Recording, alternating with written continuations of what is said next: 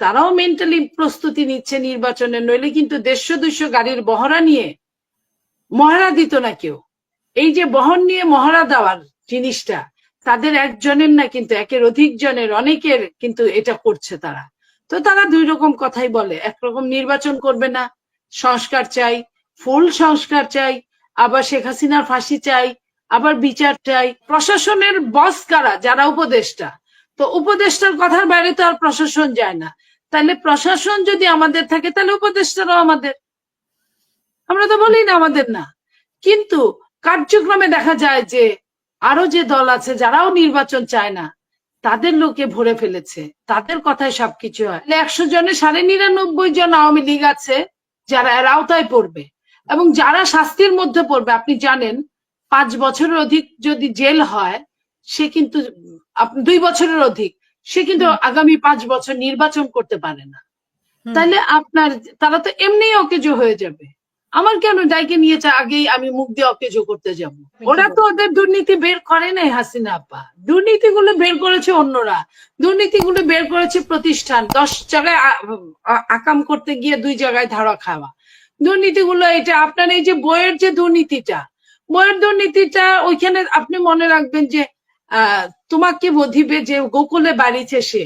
ওরা যেমন একটা সময় বলে আওয়ামী লীগকে বধিছে, তাদেরও যে বধানোর জন্য যে আরো আওয়ামী লীগ সহ অন্যান্যরা আছে, কারণ আওয়ামী লীগ তো এখনো বাংলাদেশ ছাড়ে নাই, নেতারা ছেড়েছে, কিন্তু কর্মীরা এবং যারা আওয়ামী লীগের ভোগবিলাসিতায় মত্ত ছিল, যাদের কাছে ঘরের মধ্যে আওয়ামী লীগের কারিগরি টাকায় ভর্তি, তারা কিন্তু এখনো দেশে আছে। তো তারা তাদের তৃতীয় চোখ দিয়ে দেখে শুনে বুঝে বের করে এনেছে। তো বের করে আনার পরে এই এদের তো ওরকম ভল্ট নাই, ওরা এখনো বিদেশে পাচার করা মাত্র শিখছে। এখন বড় বড় নেতারা বিদেশে দুবাইতে কোন ব্যাংকে টাকা রাখছে এগুলোও কিন্তু বের হয়ে যাচ্ছে।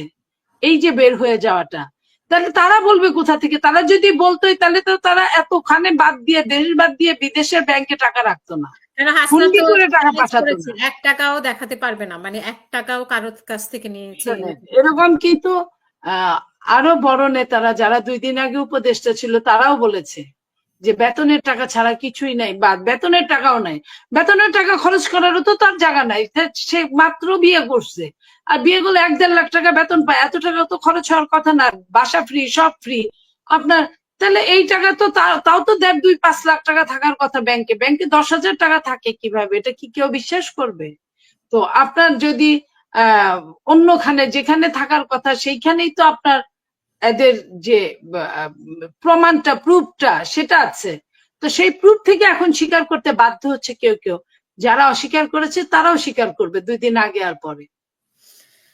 আমরা নির্বাচন নিয়েই যদি আমরা আমিরের কথা বললাম, যে জামাতের আমির উনি চাচ্ছেন, যে উনি আসলে কি চাচ্ছেন আমাদের কাছে আসলে পরিষ্কার না। উনি সেটা অবশ্যই আপনি একটুখানি পরিষ্কার করার চেষ্টা করেছেন, কিন্তু এনসিপি যে দলটি এখনো পর্যন্ত নিবন্ধন পায়নি, সেই দলটি বলছে নির্বাচনের কথা না, নির্বাচনের কথা বাদ দিতে আগে সংস্কার এবং বিচারের কথা। বিশেষ করে আওয়ামী লীগকে নিষিদ্ধ না বা আওয়ামী লীগের বিচার না করে কোনোভাবেই নির্বাচন হতে পারে না।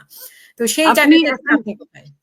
আপনি একটা জিনিস দেখেছেন, তারা কিন্তু বলে নির্বাচন না, আগে বিচার, আগে হাসিনার ফাঁসি। ফাঁসি হইতে কতদিন লাগে ওরা জানে না, কারণ ওরা কখনো এটা লড়ে নাই। কিন্তু তারাও মেন্টালি প্রস্তুতি নিচ্ছে নির্বাচনে, নইলে কিন্তু 150-200 গাড়ির বহরা নিয়ে মহড়া দিত না কেউ। এই যে বহন নিয়ে মহড়া দেওয়ার জিনিসটা তাদের একজনের না, কিন্তু একের অধিক জনের, অনেকের কিন্তু এটা করছে তারা। তো তারা দুই রকম কথাই বলে, একরকম নির্বাচন করবে না, সংস্কার চাই, ফুল সংস্কার চাই, আবার শেখ হাসিনার ফাঁসি চাই, আবার বিচার চাই। আপনি বিচারের জন্য প্রথমে নিম্ন আদালত, তারপর নিম্ন আদালতকে হেরে গেলে তারপরে আপিল করবে উচ্চ আদালত, উচ্চ আদালত থেকে সুপ্রিম কোর্টে, সেইখান থেকে রিভিউ, এইসব করতে করতে আপনার মামলার ডেট চেঞ্জ হতে হতে কতদিন, মিনিমাম 5 বছর লাগবে এইসব মামলাগুলো। তো তারা এই কথা বলে 5 বছর, আবার তারা বলেও 5 বছর রাখতে চায় প্রধানমন্ত্রী ডক্টর ইউনূসকে। এই সেই ডক্টর ইউনূস যদিও স্বীকার করে না এটা তাদের দল কিনা, কিন্তু তাদের যে দল, এখান থেকে প্রমাণই হয় যে তারা কি চায়, কে কি বলছে, সরকারের কাছে গেলে কার কতটুকু কদর হয়, এটা তো বুঝাই যায়। তো এইসব জায়গা থেকে ভেরি ক্লিয়ার যে তারা পাগলের প্রলাপ বকছে। তারা একটা সময় তারা মেনে নিতে বাধ্য হবে, এবং তাদের সঙ্গে তারা চল রাজুতে বললেই এখন যে রাজু ভরে যাবে এটা কিন্তু না। ওটা আওয়ামী লীগের ফ্যাসিস্টের পতনের জন্য যে কেউ তখন, কারণ প্রত্যেকটা সন্তান যারা নেমেছিল তাদের মা বাবারা সাফার করছে, ওই সন্তানরা সাফার করছিল আওয়ামী লীগের জন্য। এবং সেইখান থেকে ম্যাক্সিমামই ওইখানে বিএনপি পরিবারের। তারা কি করেছে, তারা পরে ব্যাক টু দ্য প্যাভিলিয়ন, তারা তাদের পরিবারে ফিরে গেছে। তাদের পরিবারে ফিরে যাওয়া মানে বিএনপি পরিবারে ফিরে গেছে। তো এই হলো অবস্থা, মানে মোটামুটি। আওয়ামী লীগ যে মানে আওয়ামী লীগকে নিষিদ্ধ করা হচ্ছে না, সেটারও দায়ভার কিন্তু আবার বিএনপির উপরে পড়ছে। আবার এটাও বলা হচ্ছে যে প্রশাসনে আপনাদের লোকজন আছে, তো সেখানে নির্বাচন হওয়াটা নিরাপদ না এখন। প্রশাসনে আমাদের লোকজন যদি বলে তাই, তারা নিজেরও তো উপদেষ্টা ছিল, আছে, তাহলে তারা কি আমাদের লোকজন? তারা নিজেরা বলুক, তাহলে তো ভালোই।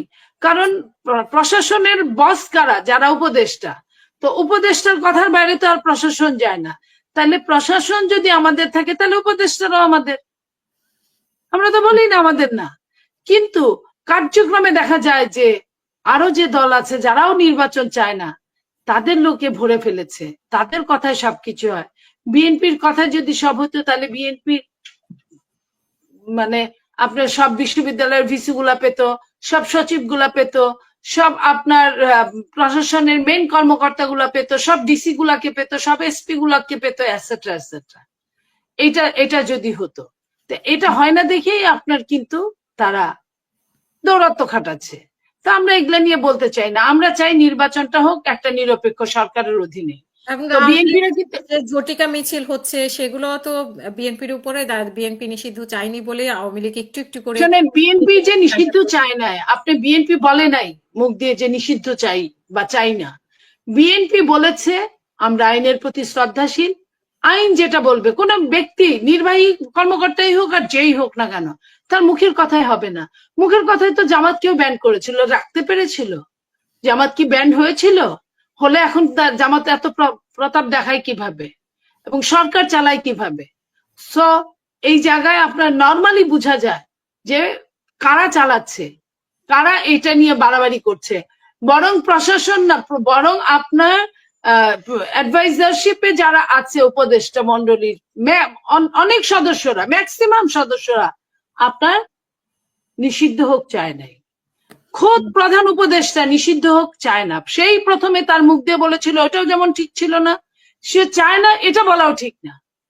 আমরা কি বলেছি? আমরা বলেছি আমরা সবচেয়ে বেশি সাফারার, আমরা বলেছি আমরা তাদের শাস্তি চাই, তাদের আইনের মাধ্যমে শাস্তি চাই। তো আইনের মাধ্যমে যদি শাস্তির প্রয়োগটা হয়, তাহলে 100 জনে 99.5 জন আওয়ামী লীগ আছে যারা এর আওতায় পড়বে। এবং যারা শাস্তির মধ্যে পড়বে, আপনি জানেন 5 বছরের অধিক যদি জেল হয়, সে কিন্তু 2 বছরের অধিক, সে কিন্তু আগামী 5 বছর নির্বাচন করতে পারে না। তাহলে আপনার তারা তো এমনি অকেজো হয়ে যাবে। আমার কেন ডাইকে নিয়েছে আগেই আমি মুখ দিয়ে অকেজো করতে যাব?